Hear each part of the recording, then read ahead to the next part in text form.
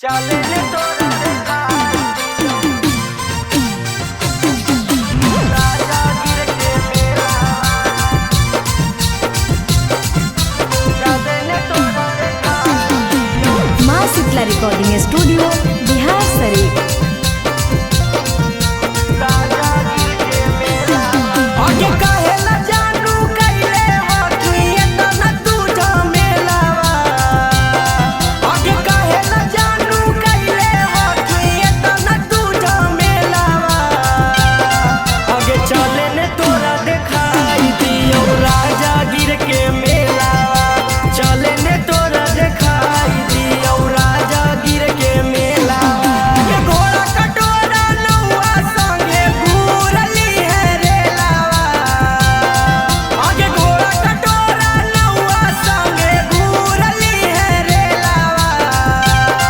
आगे चले ने तोरा देखाई दियो राजा गिर के मेलावा चले ने तोरा देखाई दियो राजा गिर के मेलावा चले ने तोरा देखाई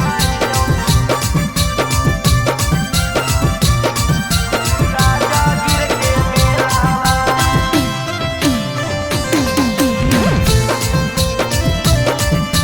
चले ने तोरा देखाई दियो राजा गिर के मेलावा आगे उठावा लागी की न देबौ जानू उठा लाली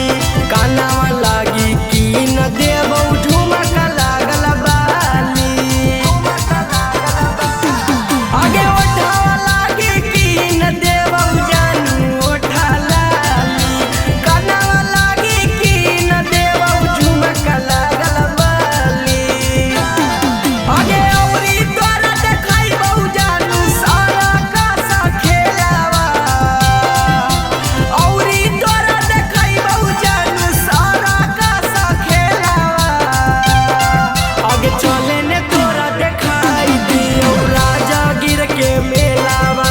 चले ने तोरा देखाई दियो राजा गिर के मेलावा चले ने तोरा देखाई राजा गिर के मेलावा मिक्स बाय सोनू यादव। चले ने तोरा देखाई दियो राजा गिर के मेलावा